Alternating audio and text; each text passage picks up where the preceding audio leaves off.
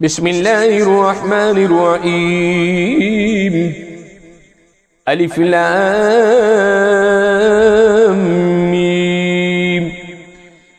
تنزيل الكتاب لا ريب فيه من رب العالمين أم يقولون افترى بل هو الحق من ربك لتنذر قوما ما آتاهم من نذير من قبلك لعلهم يهتدون الله الذي خلق السماوات والأرض وما بينهما في 6 أيام ثم استوى على العرش ما لكم من دونه ولي ولا شفيع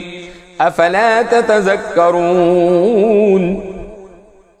يدبر الأمر من السماء إلى الأرض ثم يعرج إليه في يوم كان مقداره 1000 سنة مما تعدون ذلك عالم الغيب والشهادة العزيز الرحيم الذي أحسن كل شيء خلقه وبدأ خلق الإنسان من طين ثم جعل نصفه من سلالة من ماء مهين ثم سواه ونفخ فيه من روحه وجعل لكم السمع والأبصار والأفئدة قليلا ما تشكرون وقالوا أئذا زللنا في الأرض أئنا لفي خلق جديد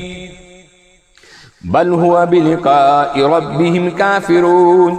قل يتوفاكم ملك الموت الذي وكل بكم ثم إلى ربكم ترجعون ولو ترى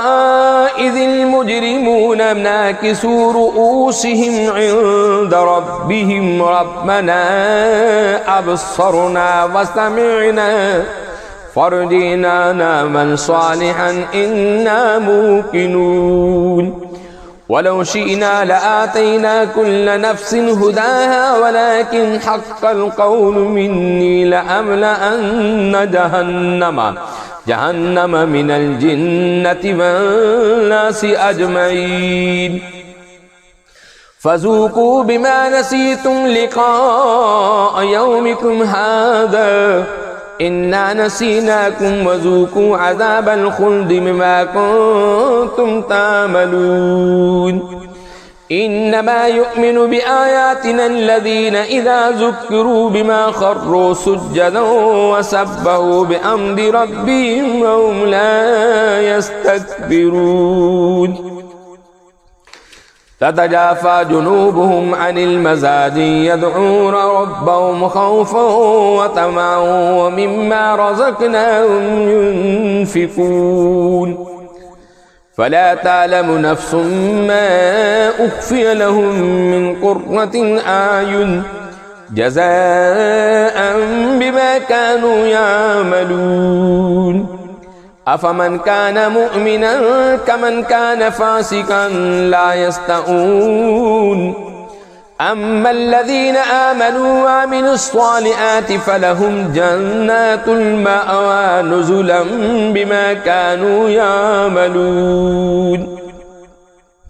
وأما الذين فسقوا فمأواهم النار كلما أرادوا أن يخرجوا منها أعيدوا منهم وقيل لهم ذوقوا عذاب النار الذي كنتم به تكذبون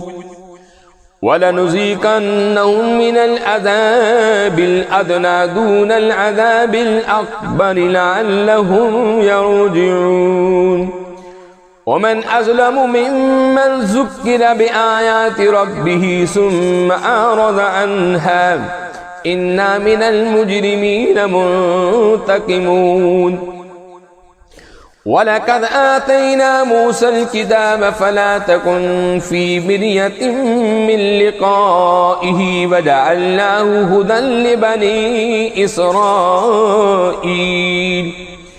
وجعلنا منهم أئمة يهدون بأمرنا لما صبروا وكانوا بآياتنا يوقنون إن ربك هو يفصل بينهم يوم القيامة فيما كانوا فيه يختلفون أولم يهد لهم كم أهلكنا من قبلهم من القرون يمشون في مساكنهم إن في ذلك لآية أفلا يسمعون